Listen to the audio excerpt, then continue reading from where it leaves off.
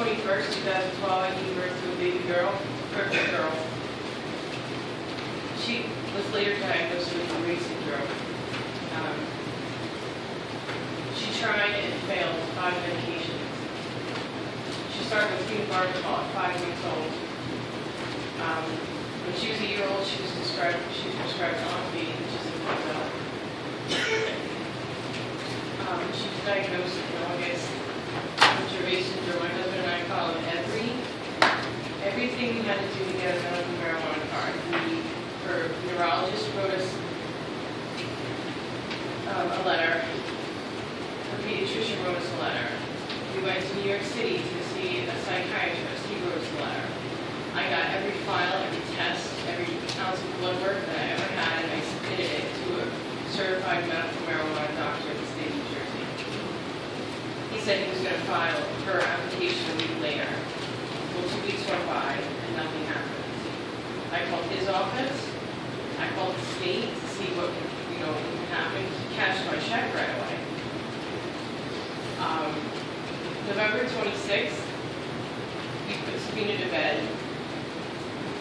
And when we came in the morning to wake her up, she was unconscious. She was not responsive. We brought her to the emergency room, and the doctors told us that she probably had a seizure the entire night. It took another 13 hours to stop that seizure. She was put into a coma. She was given phenobarbital loads. She was given Ativan. She was given rectal diastat, nasal Versed to stop this seizure. It never stopped. She was put into a coma, like I said, and on December 2nd, the very same hour Governor Christie was saying is we will not expand the medical marijuana program, we took our daughter off a ventilator. She's 15 months old. My daughter never had a chance to try medical marijuana. Her funeral was December 5th. And on December 5th, another little boy in Washington died the same exact way she died. These are babies. She was not a benzo. She was visibly high. All this controversy about allowing parents to get it from out of state. If the pharmacy near our house ran out of her benzo prescription, I would be able to go to Pennsylvania to the CVS there and get it. Nobody has an opinion about a 15-month-old baby taking a medication that's recommended for kids 2 years old and up. The side effects with her medications was anxiety. She would clench her fists, bang her head against the wall. She would have screaming fits. We would have to force feed her medication. A toddler. My girl never walked, unassisted. The medication she had made her hair thin. She was on Depakote, which has side effects, especially in women, that messes with their hormones. This is not a way that a baby girl should go through life. And then eventually pass away.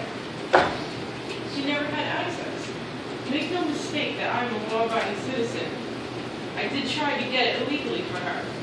As any parent, you do whatever you can for your child, who's laying in a hospital bed, in a coma for days. What do you do? Why didn't that doctor submit her application? Why hasn't he still returned my phone calls? Why did he cash my check? Why isn't the Department of Health looking into these doctors? Dispensaries need to be, they need some sort of, they need better guidelines. We need edibles in this state. I know kids right now that are suffering. Their mothers begging me to help them. The only thing I can do is tell you Sabina's story. My daughter should not be dead. My daughter should not be dead. I had a son in October. They're 13 and a half months apart. He should not be without his big sister. If this shouldn't have happened, she should have had access. You will never, ever hear a story about kids in Colorado having a status seizure and being put into a coma and passing away because they have access to the proper medication. You will never, ever hear that. But you hear it in other states that don't have this. You know, I'm a recovering addict. I'm in recovery many years, multiple years. I don't use drugs anymore. I don't drink alcohol.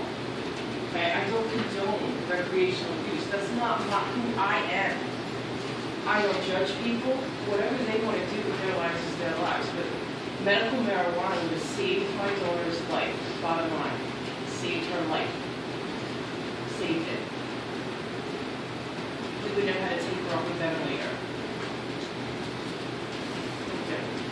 Thank you very much. Hardly, I don't know what to say, I'm so sorry. My name is Stephen Kostelich. I'm a resident of Southampton.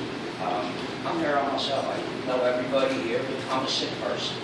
I don't even know where to begin. There is so much wrong with this. I just came today actually just to see what was said. I wasn't going to come up here until I got done listening to the gentleman from the ATC speak, and he was talking about how he has an abundance of product there. And we're paying $540 an ounce. Well, if he has an abundance of it, why is there not price control? Why is there not the help that was told when they first started running all of this through the law that how the ATCs were going to do it? It was going to be price control for people on limited income, fixed incomes. Thank God I'm on the upper end of the scale for Social Security, but even with mine, I can't afford what 2 ounces is almost $1,100 for $1,700 Social Security check. What about the rest of my bills? Now, having Crohn's disease, I am used to expensive medicines. All of them are 3 to 7 to some of them are in $1,000 ranges, and I can't take them. And you want to get into the doctors. The chronic disease does not change. It's chronic when you get it. It means it's long-term and it's there for life. An acute disease is something that changes. It's over a short term. So you can watch those people, but somebody with a chronic disease, why do they have to run back to the doctor every 2 months?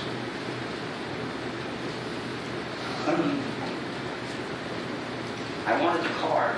Now, I came in front of everybody here before. I wanted the card so I would not be getting arrested for taking something for my sickness instead of being on pharmaceutical medication. And what you gave me was something that I can't afford. Although I can get very good cannabis at half the price of what they're charging. So why am I not doing that instead of being on fentanyl patches and oxycodones? I got a card, but then you tell me I have to go to this specific person that's going to charge. Some of these people are only getting, what is it, $750 a month. Social Security, people have been sick MS their whole life. At least I had a work history before I had to stop work. Autoimmune diseases stink. Cannabis works wonders for it. Science puts it there, they know it.